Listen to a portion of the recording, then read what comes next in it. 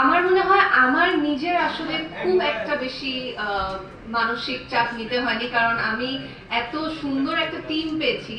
Specially আমার director Raihan Rafi ভাইয়া অনেক হেল্প করেছিল আমাদের শুরুতে ক্যারেক্টারটা নিয়ে ভাবার, এবং সেই সাথে আমাদের hair makeup and costume team যারা ছিলেন, হেয়ারে রিনা আপা ছিলেন, মেকআপে তারেক ভাইয়া ছিলেন, এবং কস্টিউমে সান আপু, এবং পুরো টিমের যারা ছিলেন সবাই আসলে আমাকে এবং পুরো টিমকে এতটা সাপোর্ট দিয়েছেন যে প্রতিটা ক্যারেক্টার যেন ডিফারেন্ট হয়। এর আগে যেভাবে দেখা গিয়েছে আমাদেরকে তার থেকে একদমই ভিন্ন রকম কিছু হয়। সো আমার আসলে খুবই বেশি মেন্টাল কোনো প্রেশার নিতে হয়নি, সবকিছু আমার জন্য আমার টিমই করে দিয়েছে। রে বাবা, thank you so much. Thank you. এবার আমি যার কাছে যাব, আমি এখানেও হিসেব করছিলাম বসে বসে যে তার জন্য মানে তাকে এবং আমরা মেগাস্টারকে একসঙ্গে দেখেছি। আমি তো বলি অভিনয়ের দেবী তিনি, পাশে রয়েছে মেগাস্টার শাকিব খান। এই দুজনকে আমরা এর আগে দুটো সিনেমায় পেয়েছি, পূর্ণদৈর্ঘ্য প্রেম কাহিনী এবং পূর্ণদৈর্ঘ্য প্রেম কাহিনী 2। 2013 সালে কোরবানির ঈদে মুক্তি পেয়েছিল পূর্ণদৈর্ঘ্য প্রেম কাহিনী, এবং সেটাও কিন্তু সেই বছরের বিগেস্ট হিট ছিল। আবার কোরবানির ঈদে 12 বছর পর, এক যুগ পর এই দুজন এক হচ্ছেন। নিশ্চয়ই মানে এবার ধামাকা কিছু হবে। জয় আপু, কি বলবেন এই মুহূর্তে, এতদিন পর আবার একসাথে কাজ করা?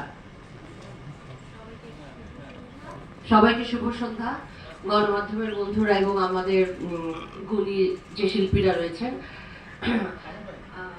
আসলে 12 বছর পর এসে কি হয় সেজন্য আর একটু অপেক্ষা করতে হবে।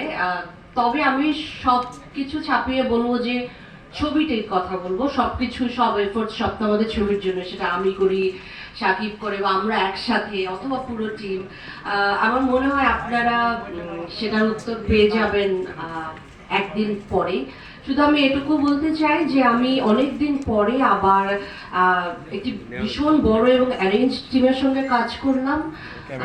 প্রথমেই বলবো আমি আলফায়ের কথা, যারা প্রডিউস করেছেন এই ফিল্মটা, এবং অবশ্যই রায়হান রাফি, যার সাথে কাজ না করলে আসলে আমি বুঝতে পারতাম না যে মানুষটা আসলে তার ছবিটাকে কতটা ভালোবাসে। এটা আমি বলবো রাফির সম্পর্কে। এবং আমাদের যে টিম ছিল, আমাদের এন্টায়ার টিম, আসলে আমাদের আর্ট ডিপার্টমেন্ট, কস্টিউম, এবং আমি স্পেশালি বলতে চাই, আপনারা হয়তো ভাবছেন যে ধন্যবাদ দিচ্ছি, তা না, আসলে সব খুব স্ট্রং সবাই, সব ঠিকঠাক মানুষ যখন একটি টিমে কাজ করে, যখন ছবিটা আসলে ভালো হতে বাধ্য। এবং আমাদের যে সিনেমাটোগ্রাফি টিম ছিল দুর্দান্ত, সেটা নিশ্চয়ই আপনারা ঝলক বুঝতে পেরেছেন এর ভেতরেই। আর এবং আমাদের যে শিল্পীরা সবাই ছিলেন, আফজাল ভাইয়ের সঙ্গে কাজ করবার সৌভাগ্য হয়েছে আবার অনেকদিন পরে, যার হাত দিয়ে আসলে আমার কাজ শুরু হয়েছিল। তারপরে আরো রয়েছে